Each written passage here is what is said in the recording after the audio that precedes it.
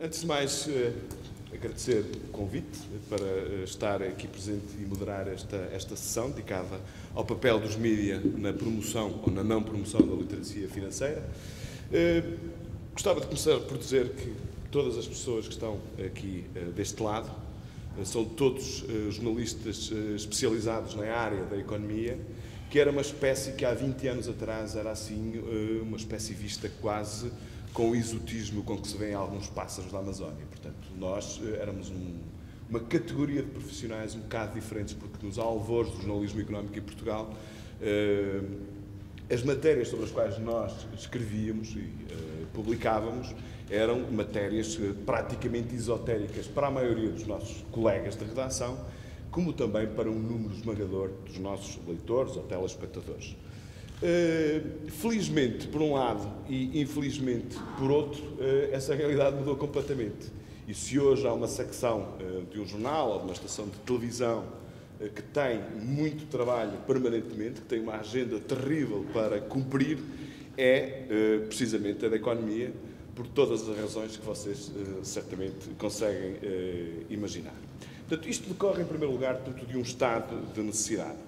E, em primeiro lugar, de um estado de necessidade que resulta do facto de todos nós termos constatado que é o nosso nível de literacia financeira, e quando digo nosso, este plural majestático inclui, evidentemente, também a prioridade que o jornalismo ou os jornalistas foram atribuindo ao longo dos anos a este processo, de alguma forma pode explicar, portanto, alguns comportamentos que motivaram com que muitas famílias tivessem, muitas aspas, vivido acima das suas possibilidades e com que o nosso Estado tivesse feito a gestão que nos conduziu, portanto, a esta situação terrível em que nos encontramos.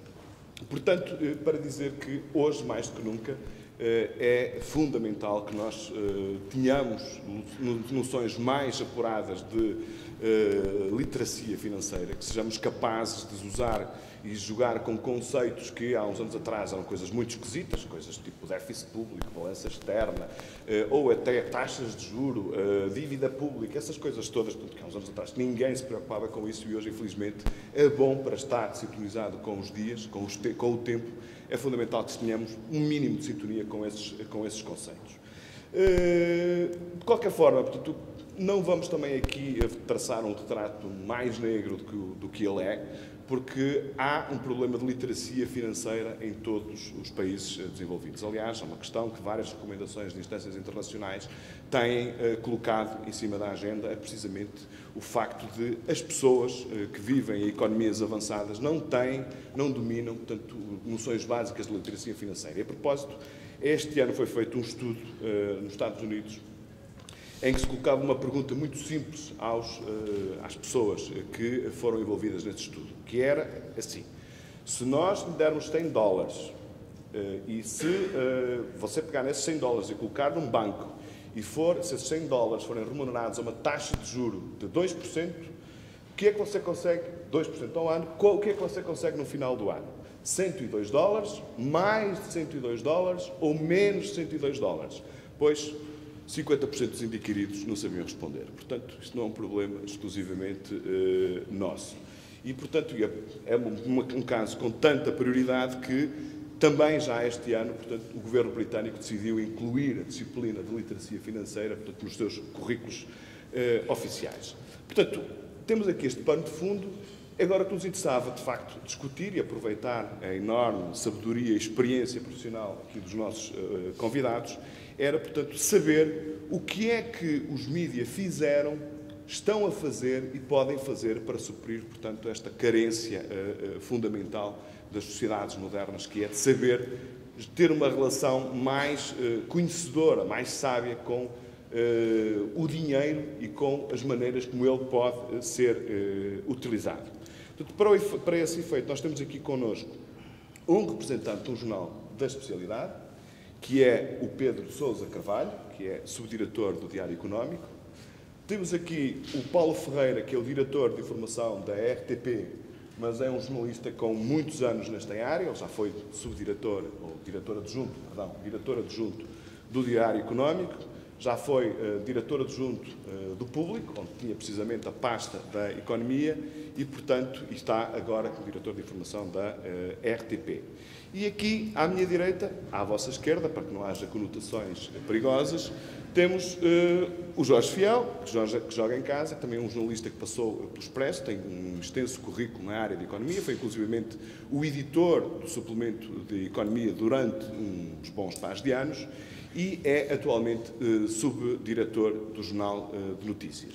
Portanto, o modelo que nós tínhamos pensado para este debate não é um modelo muito original, mas parece-me que ainda assim continua a ser, eventualmente, um modelo mais eficaz, que é, eu pedi a cada um dos nossos intervenientes uma apresentação de 5, 10 minutos, onde fizessem, portanto, declarassem o estado da arte na sua percepção sobre aquilo que é o papel dos mídias na promoção da literacia financeira.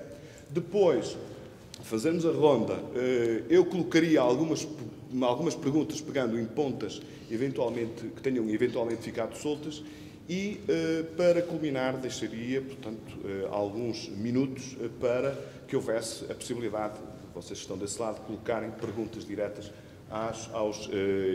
aos intervenientes. Desejavelmente, esta sessão deveria acabar por volta das 7h30, mas, portanto, uma vez que já começamos com uns minutos de atraso, eu, com a condescendência do Sr. Reitor e com a da Sra. Professora, portanto, poderíamos alargar isto mais 10 minutos. Portanto, não vos demoro mais tempo. Começava talvez por ti, Pedro. Tens os minutos para dizeres tudo. Com certeza.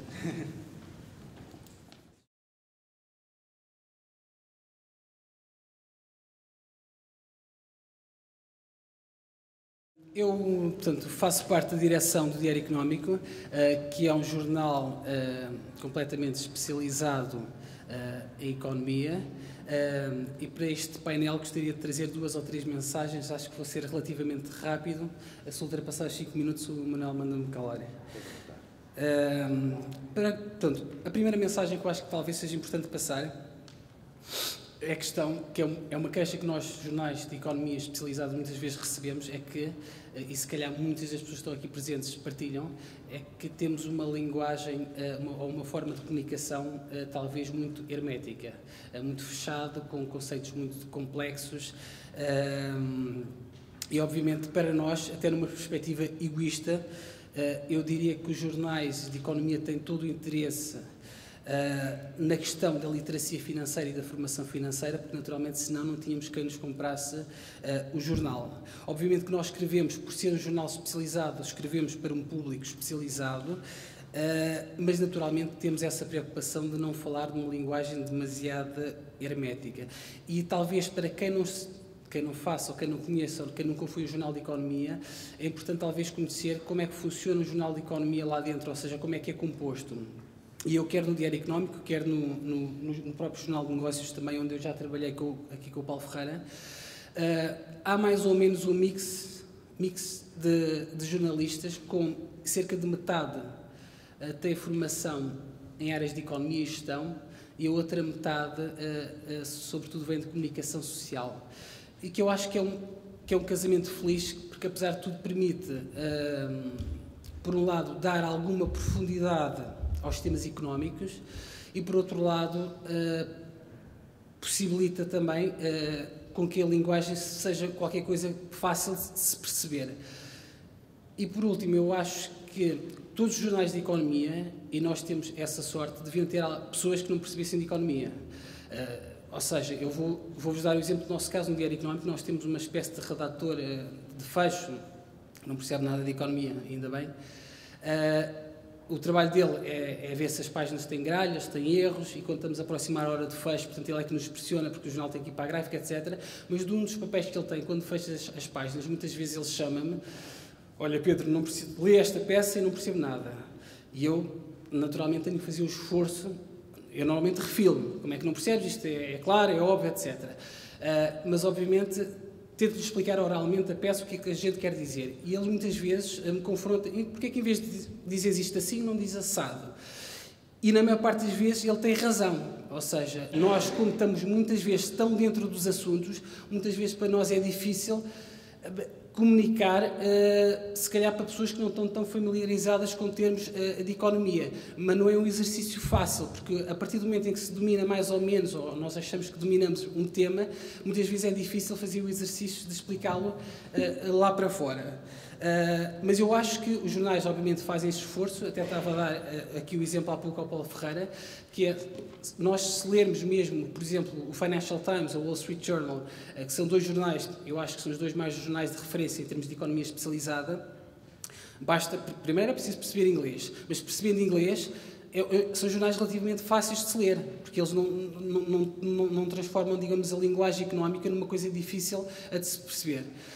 E naturalmente eu acho que nós tentamos fazer esse esforço, mas acredito que muitas vezes as pessoas de fora não tenham naturalmente essa percepção. Isto é a primeira coisa que eu gostaria de dizer, que em termos do esforço que nós pelo menos procuramos fazer em termos de tornar a linguagem do jornal menos hermética. A segunda mensagem que eu acho que também é importante partilhar convosco é aquilo que eu acho que eventualmente as pessoas de fora também pensam do nosso papel enquanto jornais e órgãos de comunicação social. E aqui vou-me recorrer a um inquérito do Banco de Portugal que foi feito em 2011 sobre 2010, obrigada, 2010, exatamente, julho de 2010, sobre literacia financeira. Na prática, portanto, fizeram uma série de questões, sobretudo a clientes bancários e a portugueses normais. O relatório não era sobre o papel dos mídias, mas tinha 2 ou 3 questões que ligam muito com aquilo que nós estamos aqui a conversar. Uma delas perguntou às pessoas que tipo de informação é que acompanha regularmente. E uma das opções era notícias gerais sobre economia. E 51% dos inquiridos dizia que sim, que acompanhava, e 49% dizia que não. Depois a segunda questão que se colocava às pessoas, que é interessante, é o que é que levou as pessoas a escolherem os produtos financeiros que as pessoas têm. Um depósito a prazo, uma ação, etc. E a grande maioria, a esmagadora maioria, dizia que eu comprei o meu produto bancário por causa do conselho que eu recebi no balcão do banco, por causa do meu gestor de conta ou por causa do balcão do banco que disseram que era aquele produto. E 25% diz conselho de familiares, outras pessoas. E apenas 4% diz que foram por terem lido no jornal ou na comunicação social. E depois, ou seja, o que mostra um pouco o nosso papel neste caso, que é quase irrelevante. Mas depois, há uma última pergunta que eu acho que é importante, que é quando pergunto às pessoas por que meio é que gostaria de receber a informação financeira, a informação sobre os produtos bancários. E aqui ainda há uma porcentagem significativa que diz que gostaria de receber através dos prospectos bancários, através das brochuras dos bancos, mas já temos uma porcentagem muito grande que diz, 20% que diz através dos sites de internet. Os sites de internet podem ser sites de bancos ou sites de jornais, mas já temos 20% a dizer através de imprensa escrita, temos 16% a dizer através de outros meios de comunicação social, nomeadamente a TV e rádios. Ou seja, a conclusão deste inquérito do Banco de Portugal, uma conclusão reconfortante para nós, é que a maior parte das pessoas lê notícias de economia. A segunda conclusão é que na hora de escolher o produto, as pessoas não é porque não confiam no jornal, mas confiam muito mais no seu gestor de conta, até porque faz sentido, se alguma coisa correr mal, digamos, tem uma porta na qual bater e obviamente há sempre uma relação pessoal com o seu gestor de conta, mas naturalmente não deixa de ser importante o facto de atribuírem uma importância muito grande ao papel que nós, os mídias e a comunicação social, desempenhamos na divulgação de informação sobre esses produtos financeiros, quer antes deles adquirirem os produtos financeiros, quer depois. Depois imagino que seja para acompanhar eventualmente a rentabilidade do produto que compraram, eventualmente. Esta é a segunda mensagem que eu acho que mostra um pouco também o que é que as pessoas de fora dos jornais pensam dos jornais, não só de economia, mas também os jornalistas e as televisões. E a última mensagem, para terminar, que é mais uma questão, que é como é que os jornais, sobretudo no meu caso falo de um jornal especializado em economia, deve transmitir, passar a informação financeira para os seus leitores. Nós muitas vezes, quando estamos a falar de produtos financeiros, estamos a falar de PPRs, de ações, de depósitos bancários, etc., naturalmente que o nosso trabalho não se pode limitar a replicar aquilo que nos chega dos bancos e dos intermediários financeiros, porque senão mais valia pegar numa brochura ou num prospecto do produto e meter dentro, encartar no jornal. Ou seja, a nossa obrigação, quando se trata de informação financeira, eu acho que a nossa informação, o nosso papel fundamental, como jornal especializado em economia, é, sobretudo, tentar mastigar essa informação e tentar passar aquilo para o nosso leitor de uma forma, sobretudo, mais acessível, sobretudo porque estamos numa era em que existe um sem número de ofertas por parte dos bancos, existe um sem número de produtos diferentes, e eu acho que o nosso papel como jornal é, sobretudo, pegar nesses produtos financeiros, compará-los uns com os outros, tentar perceber qual é que é o melhor segundo o perfil de risco ou perfil ou mesmo a disponibilidade financeira de cada um dos leitores. E vou-vos dar um exemplo muito curioso, que há relativamente pouco tempo, há cerca de um ano, ainda quando, por causa da Troika, os bancos foram obrigados a tal desalavancagem financeira, que na prática significa, eram obrigados a aumentar a base de depósitos e a dar menos crédito à economia, e foi nessa altura em que começou uma espécie de guerra entre os bancos a ver quem é que dava o juro mais alto para conseguir captar mais clientes, mais depositantes. Entretanto, o Banco de Portugal acabou com esta brincadeira, portanto, resolveu pôr um limite, mas nessa altura, por exemplo, houve dois bancos, faço aqui a publicidade, houve, por exemplo, o Banco Espírito Santo que lançou um depósito do Cristiano Ronaldo, que era o CR7 ou CR qualquer coisa. E na mesma altura, o BCP lançou um outro produto, quase simultâneo, que era o depósito de José Mourinho, que era o depósito de Special One. O depósito do Cristiano Ronaldo, obviamente, é apresentado ao cliente como? Tem um prazo de 5 anos, no caso do José Mourinho tinha um prazo de 3 anos, no caso do Cristiano Ronaldo não permitia fazer reforços de investimento, ou seja, só podíamos pôr lá o dinheiro no início, não podíamos pôr lá mais. No caso do José Mourinho já permitia. No caso do Cristiano Ronaldo, pagava uma taxa de juros semestral. No caso do José Mourinho, pagava uma taxa de juros trimestral. No caso do primeiro, do Cristiano Ronaldo, tinha uma TANB, uma taxa anual bruta de 4%. E no caso do José Mourinho, tinha uma taxa anual bruta crescente, que começava nos 3,25% e acabava nos 4,125%. Obviamente que nós, quando um leitor, ou neste caso um cliente bancário, se confronta com este tipo de informação, dois produtos aparentemente parecidos, mas com algumas diferenças, não é fácil escolher. Eu acho que um dos nossos papéis como jornalistas é ajudar o leitor, ou o cliente, ou neste caso o leitor, digamos, ajudá-lo a formar opinião e a escolher. E é interessante que nós conseguimos fazer um trabalho, por exemplo, sobre esta matéria fantástica, e chegamos não só, naturalmente, por contas nossas, mas também porque nós, jornalistas, também temos uma grande sorte de ter acesso a pessoas que percebem muito do assunto da área financeira. E, já agora, só para contar o final da história, no caso destes dois depósitos, chegamos à conclusão que o depósito do Cristiano Ronaldo era melhor para quem fosse investir pouco dinheiro, e o depósito do José Mourinho só era melhor do que o do Cristiano Ronaldo para quem tivesse a sorte de ter mais de 50 mil euros para aplicar, senão mais valia o primeiro. Ou seja, esse tipo de comparação, esse tipo de ajuda que eu acho que nós, eventualmente, podemos dar ao nosso leitor. E há um outro exemplo, e vou terminar com isto, que é um outro trabalho que nós fizemos há relativamente pouco tempo, que é sobre produtos estruturados. Os produtos estruturados é, digamos, o suprassumo da complexidade financeira que existe nos mercados financeiros. Em Portugal existem muitos produtos, chamam sobretudo depósitos duais, que são, na prática, o que é que o banco vende? O banco vende, na prática, um produto com uma rentabilidade fixa, por exemplo, uma obrigação, e depois há uma parte do nosso dinheiro, digamos, que tem uma rentabilidade fixa, e depois há outra parte cuja rentabilidade, o retorno depende da evolução de qualquer coisa, de uma ação, de um índice, ou se chove, ou se faz sol, etc. E eu lembro-me, quando estava na faculdade, na universidade, tive um professor, eu acho que ele trabalhava no Santander, e o trabalho dele no Santander era exatamente montar produtos estruturados. E ele, na altura, e nós tivemos uma cadeira, eu creio que foi na faculdade ou no mestrado, que era como é que se montavam os produtos estruturados. E ele dizia-nos como era o trabalho dele, ele dizia: o banco, portanto, deixa-nos montar e brincar aqui com os produtos estruturados para vender aos clientes, mas com uma condição: o banco nunca pode perder dinheiro. E aquilo ficou-me na cabeça. E eu, há relativamente pouco tempo, pedi naturalmente a um jornalista nosso, do Diário Económico, que fizesse um trabalho sobre os depósitos estruturados, os depósitos duais que existem em Portugal, que são os produtos mais complexos. E o jornalista, com base nos dados também do Banco de Portugal, analisou 61 produtos estruturados que já tinham vencido, ou seja, porque este produto só é possível saber a rentabilidade no final, depois de deixarem de existir. E é interessante notar que dos 61 produtos que foram analisados, 36% dos produtos pagaram uma taxa de juros de zero.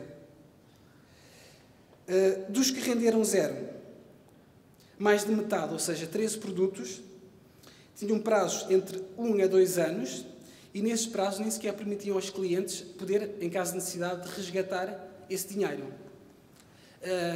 Ou seja, eu acho que, quer pelo primeiro exemplo dos depósitos, quer por este segundo exemplo, eu acho que o nosso papel também como jornal de economia especializado não se devia restringir a replicar a informação financeira que nós recebemos de fora, mas também eventualmente ajudar, sem naturalmente fazer publicidade, mas ajudar os nossos leitores e as pessoas a fazer as escolhas certas segundo os seus perfis e alertar muitas vezes para aquilo que os bancos muitas vezes não têm interesse, como é óbvio, em divulgarem.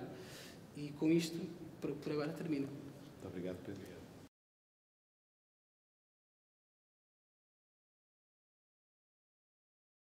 A questão da literacia ou iliteracia financeira é uma questão que eu coloco no plano, antes de mais, no plano cultural e social. Não é?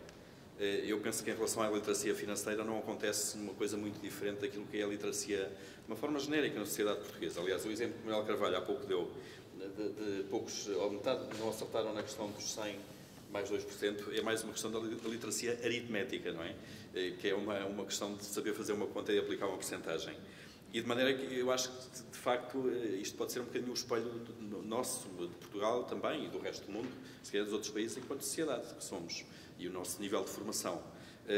E eu coloco esta questão também ao nível da preparação que nós temos para ser uma sociedade melhor no futuro. Isto é, quanto mais literacia financeira, também económica, nós tivermos, enquanto cidadãos de uma forma genérica, e todos nós somos agentes económicos, todos nós, todos os dias, de uma forma genérica, tomamos ações económicas quando vamos comprar qualquer coisa ao supermercado, ou almoçar fora, ou ir ao cinema. Estamos a tomar decisões económicas que depois, no todo o seu conjunto, fazem aquilo que é o geral da economia, que são os indicadores macroeconómicos. Nesse sentido, quanto mais informados e formados formos, seguramente melhor o país será no futuro, as próximas gerações. Isto é, o risco de fazermos asneiras, como fizemos no passado, recente, diminui à medida que o nosso nível de literacia financeira aumenta. E é neste sentido que eu acho também que a sociedade civil, e o exemplo da Universidade de Porto e da Fundação Coutinho de Miranda, deve ser aplaudido, porque eu acho que também depende muito da sociedade e dos seus organismos mais próximos das populações, de uma forma genérica, devem atuar aqui e devem seguir o seu caminho e fazer o seu trabalho, e não estarmos de uma forma genérica à espera do Estado e das suas instituições de topo, governo, organismos supervisores no caso, que eles próprios coloquem no terreno ações para aumentar a literacia financeira. Acho que isto deve começar também na família, os pais ensinarem os filhos, ou na escola, com as crianças a serem de alguma forma introduzidas neste tipo de temas, porque muitas vezes a forma como os temas entram em casa também às vezes é pelas crianças. As últimas gerações, o tema da ecologia, da separação de lixos, da reciclagem, por exemplo, entrou nas famílias às vezes muito pelas escolas, em meios se calhar até mais rurais. Isto é, os miúdos aprendiam na escola e depois chegavam a casa e obrigavam os pais a tomar certo tipo de ações. Portanto, acho que a coisa deve ser atacada por aí. A questão financeira e económica tem uma barreira a partir daqui, é a linguagem fechada, são temas relativamente técnicos, o Pedro explicou aqui alguns, e deu exemplos, de facto, quão técnicas as questões podem ser, e depois, às vezes, os especialistas, não sei se é para aumentarem o seu valor de mercado, ainda falam uma linguagem mais técnica em cima de temas mais técnicos, e as coisas tornam-se absolutamente fechadas e inacessíveis para o comum dos mortais, não é? Esta crise que nós estamos a viver agora há 2 anos, penso que ao mesmo tempo, nestas matérias, representa uma oportunidade, de alguma maneira, para as pessoas terem noção de que devem perceber um bocadinho mais destas matérias. E porquê? Porque o céu caiu-nos em cima há 2 anos. 2 anos e pouco. Parou com 3, já vai em 3.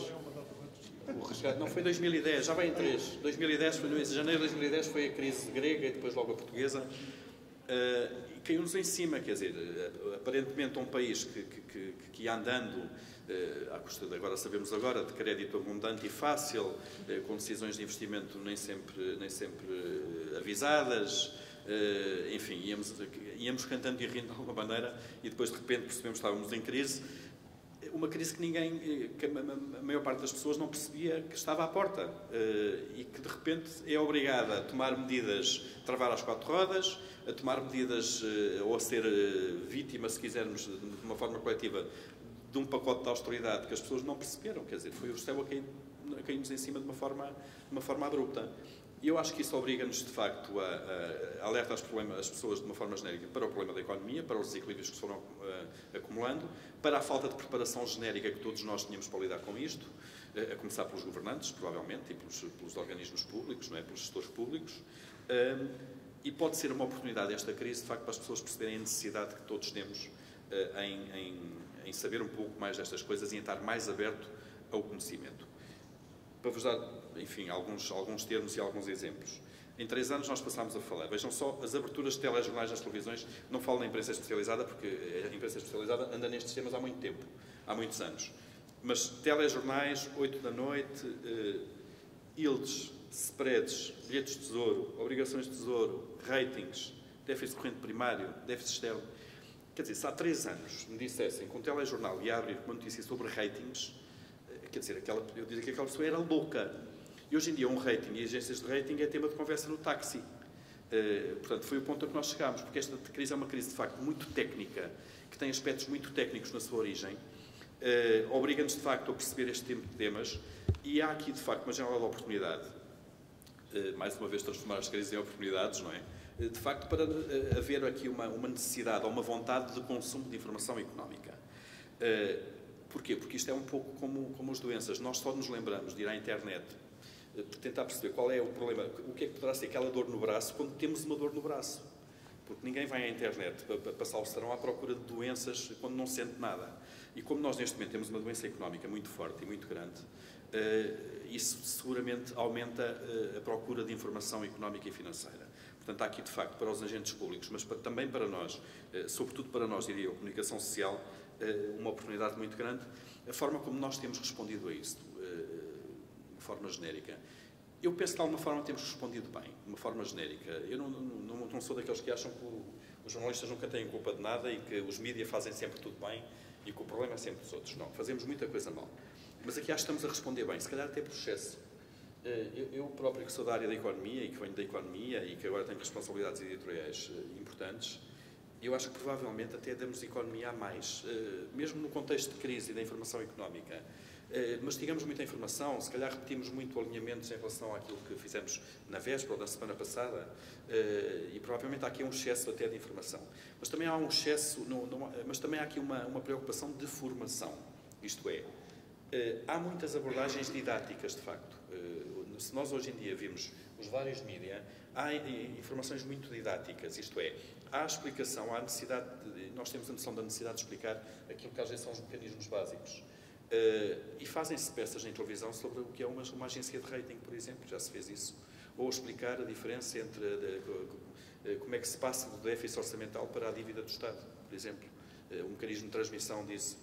Ou no caso dos sites e dos jornais e dos online desses jornais, nós hoje vemos, por exemplo, muitos simuladores, isto é, são locais onde nós vamos, colocamos os nossos rendimentos para saber qual é o impacto do aumento do IRS no nosso ordenado, ou quanto é que as rendas vão aumentar de acordo com a nova legislação, ou o impacto no nosso cabaz de produtos do aumento do IVA.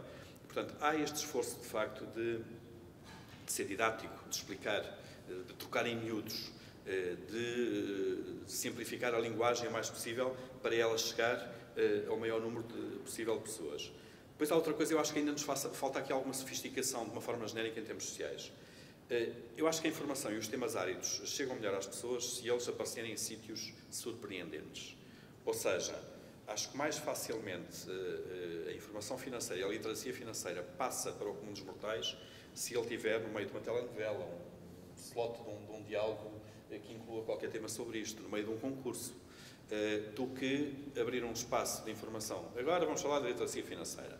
Provavelmente nós aí vemos metade das pessoas que estão a ver televisão naquela altura a fazer zapping e a mudar de canal. Mas se esta informação mais técnica aparecer no meio de algum entretenimento, de outro tipo de formatos, em que as pessoas não estejam de facto à espera daquilo, o fator surpresa e a abertura para apanhar aquele tipo de informação muitas vezes é maior do que abrir espaços próprios de informação que muitas vezes são vistos como chatos. Depois, do nosso lado dos mídias, também há algum esforço a fazer ainda, que é o esforço de tornar aquilo que é importante, e isto é muito importante, a questão da literacia financeira, tornar essas matérias interessantes. Isto é, a abordagem chata de ter duas pessoas à volta de uma mesa a discutir tecnicamente um assunto, temos que ter habilidade também, capacidade para transformar isso em conversas ou ambientes muito mais descontraídos, com uma linguagem que chegue mais às pessoas, muitas vezes simulando cenários ou situações do dia-a-dia com os quais as pessoas se identifiquem, para prender as pessoas de alguma maneira. Portanto, há aqui um trabalho ainda do nosso lado a fazer, sem dúvida. Genericamente, isto, nesta primeira fase, era isto que eu tinha para dizer. De facto, um bom trabalho, se quiserem, um bom trabalho dos mídias de uma forma genérica, mas muito ainda para fazer na parte mais didática, se quisermos, e na parte de descodificar de alguma maneira todos estes mecanismos. Muito bem.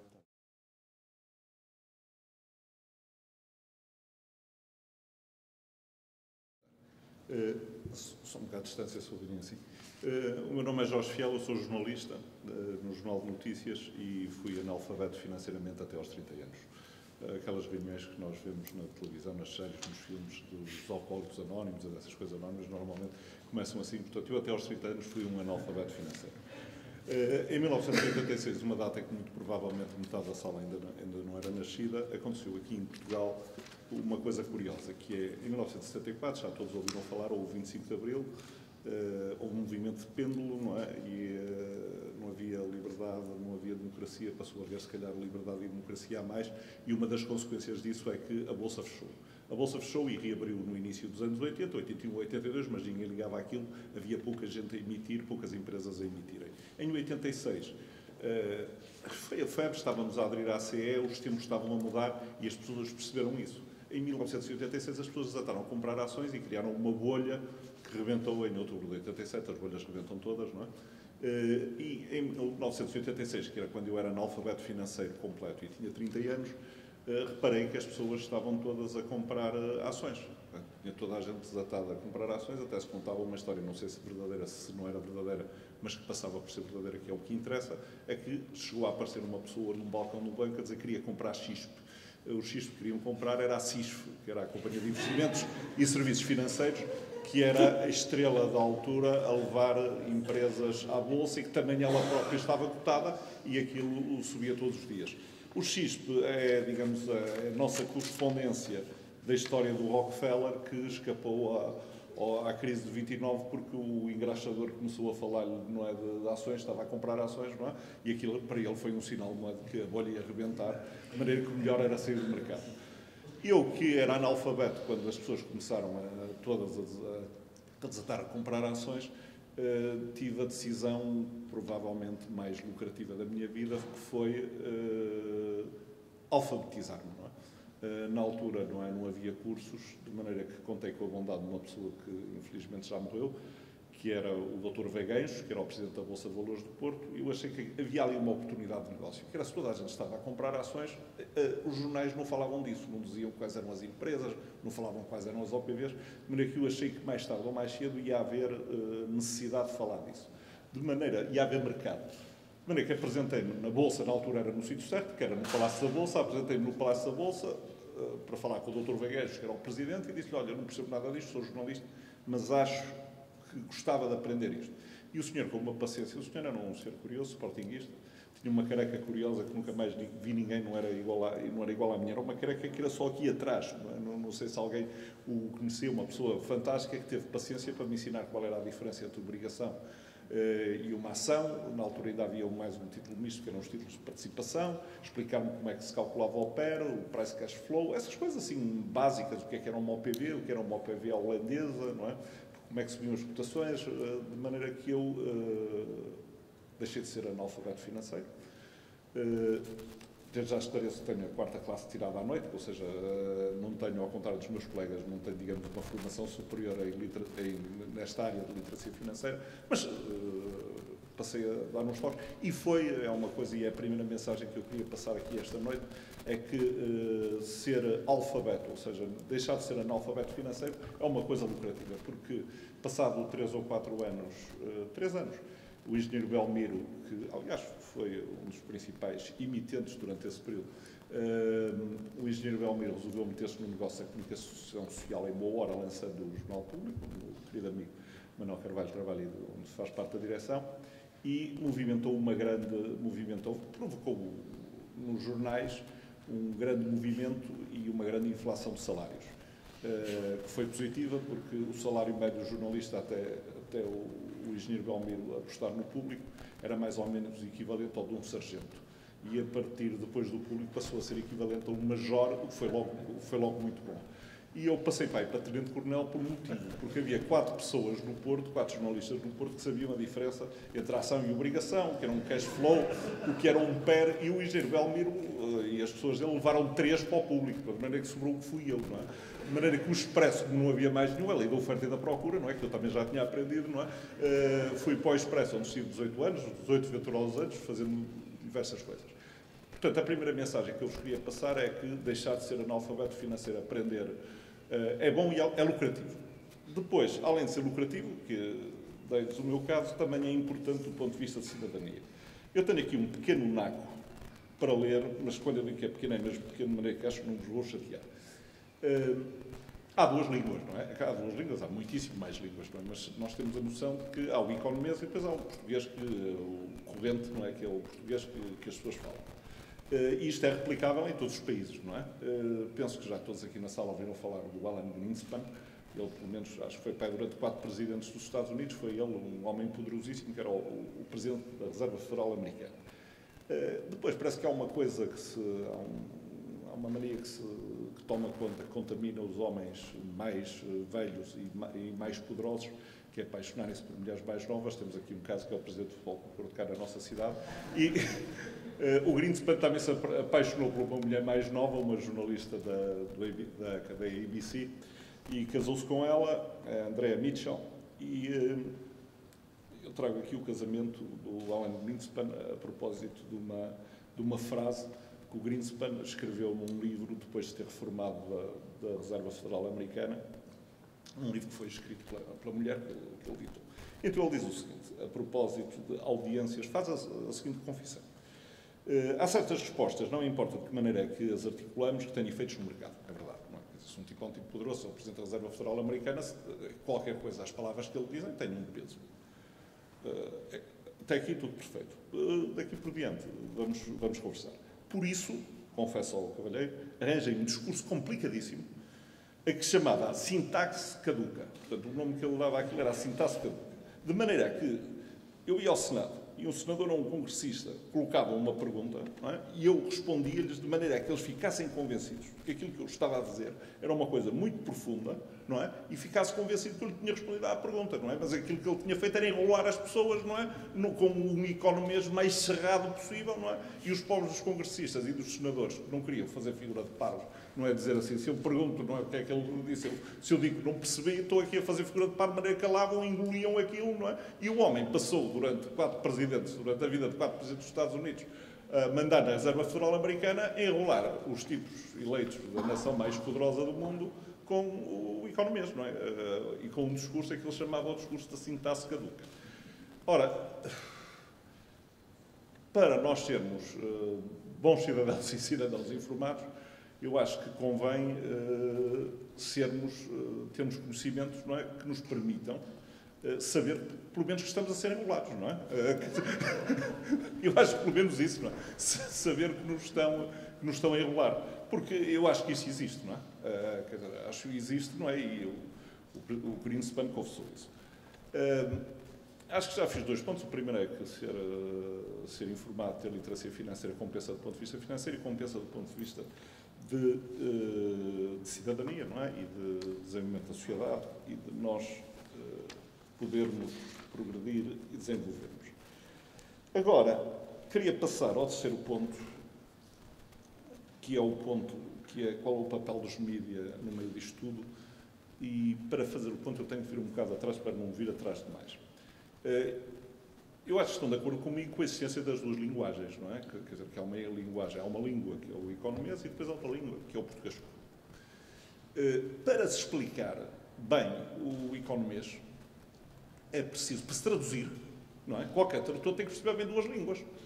Eu, quando era miúdo, ia para mais de 5 anos de francês, a traduzir panfletos franceses, eu dei por mim a traduzir Hotel de Ville como o hotel da cidade. Não é o hotel da cidade. Quem sabe francês sabe que é câmara, não é? Ou seja, uma pessoa para traduzir bem, não é? Tem que conhecer primeiro a língua a partir da qual está a traduzir, não é? Depois, não basta, porque pode ser muito bom nessa língua, não é? Mas e depois, se não se é bom a manejar a linguagem corrente, também não se consegue trocar a coisa por miúdos. Normalmente, os jornalistas, aquilo que têm a fazer é contar histórias. E é contar histórias bem, quer dizer, é descomplicar. E descomplicar não é assim tão simples como isso, é difícil, não é? Aquilo que eu costumo dizer aos meus jovens colegas é que, para contar bem uma história, há uma condição sine qua non, que é primeiro percebê-la, não é? Porque se nós não percebemos, não conseguimos explicar aos outros. Mas mesmo percebendo, não é simples explicar num espaço relativamente curto uma história complicada. É preciso ter uma arte. É como para fazer móveis é preciso ter uma arte, não é? Os operários marceneiros eram operários marceneiros bestiais, não é? E outros que não são tão bons, não é? E depois outros que não sabem mesmo fazer mobílias, não é? Bom, há duas línguas, é preciso traduzir e é preciso ser bom nas duas línguas. Isso é difícil. É muito difícil. É difícil tanto mais que há, como já vimos no caso do Greenspan, há muita gente que fala complicado de propósito, não é? O exemplo magistral que o Pedro deu do depósito CR7 e do depósito de Mourinho é jogar com as emoções das pessoas, não é? Compraram o Mourinho por 1 milhão de euros e compraram o Cristiano Ronaldo por não sei quanto, não é? E estão a comprar essa emoção, essa ligação afetiva que as pessoas têm, não é? Para venderem um produto financeiro complicadíssimo, não é? Que é difícil, não é? Desmontá-lo, não é? De maneira que não é fácil, não é? É preciso ser muito bom jornalista, e nos jornalistas é como em todas as classes, há tipos muito bons, há tipos mais ou menos, há tipos piores, não é? Como médicos, como economistas e por aí adiante, não é? Depois, dentro desta área, é preciso ter um conhecimento muito aprofundado de outra língua. Os conselhos que eu dou. Os conselhos que eu dou são... isto também uma pessoa chegar a esta idade e dá conselhos, mas enfim. Os conselhos que eu dou os miúdos dizem que tenham uma idade das perguntas, não é? Eu acho que um bom jornalista e um bom cidadão, eu diria mais, além de um bom jornalista, um bom cidadão, deve manter-se até morrer na idade das perguntas. Não deve ter vergonha de fazer perguntas, não é? E eu acho que a melhor coisa que eu tenho, fazendo uma avaliação minha, é não ter vergonha de perguntar nada. É se não percebo uma coisa, digo, desculpe lá, não percebi, volto outra vez, explico outra vez isso. Não é? E se depois continuem a não perceber, sou chato, não é? Sou chato, mas pronto, até perceber, vou perguntar. E eu acho que as pessoas nos bancos, é? Os clientes do banco privado, se os clientes do BPN, se as pessoas que compraram esses produtos do CR7, as contas de Mourinho, as supercontas, não sei o quê, se fizessem essas perguntas todas, não é? E se pedissem para lhes explicar tudo, até perceberem mesmo, não tendo vergonha, não é, de dizer assim, olha, é um ignorante, não sei como é, ganhavam com isso. Acho que todos nós ganhamos se não saímos da idade das perguntas e que os jornalistas são os principais. Porque não é só o Greenspan, quer dizer, o Greenspan é um exemplo engraçado, tem graça, não é? Mas agora, nenhum sócio, nem nenhum sportinguista pode tomar uma decisão relativamente às próximas eleições de Sporting, não é? Sem saber que são VMOCs. Porquê? Porque VMOCs é um acrónimo para valores mobiliários obrigatoriamente convertíveis, não é? São convertíveis, não é? Os meus colegas, como vos disse, não sou analfabeto, mas quarta classe feita à noite, não é? Se eu disser algo mais, já tenho aqui colegas qualificados que me poderão corrigir e peço que façam isso. Houve uma altura em que o Sporting tinha um passivo de tal maneira elevado que, como passivo mesmo, não é, não convinha a aparecer aquele dinheiro todo, não é? Senão eles entravam numa situação de falência técnica e agora a UEFA anda chata por causa daquele fair play. Não é que eles, em determinado tempo, fizeram converter uma parte do passivo numa coisa que nem são ações, nem são nada, nem são obrigações. É uma coisa mista que os bancos subscreveram, que tem um prazo que ou o clube resgata, não é? Ou se o clube não resgata, nesse prazo é convertido em ações do Sporting e os bancos ficam donos do Sporting, que é o que acho que vai acontecer se não aparecer ninguém. Se não aparecer ninguém.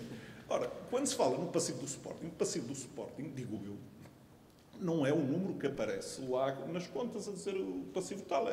Tem que ser acrescido aí, acho eu, para a coisa.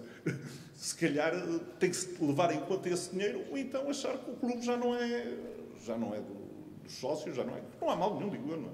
Ou seja, eu trouxe o caso das VMOCs, porque há VMOCs espalhadas por todo lado. O correspondente às VMOCs são essas taxas anuais brutas, são os telejornais a falar em yields, é o déficit corrente primário. Depois são mais outra coisa, que é... Uma coisa é traduzir, outra coisa é explicar, e explicar o que é que eu quero dizer com explicar.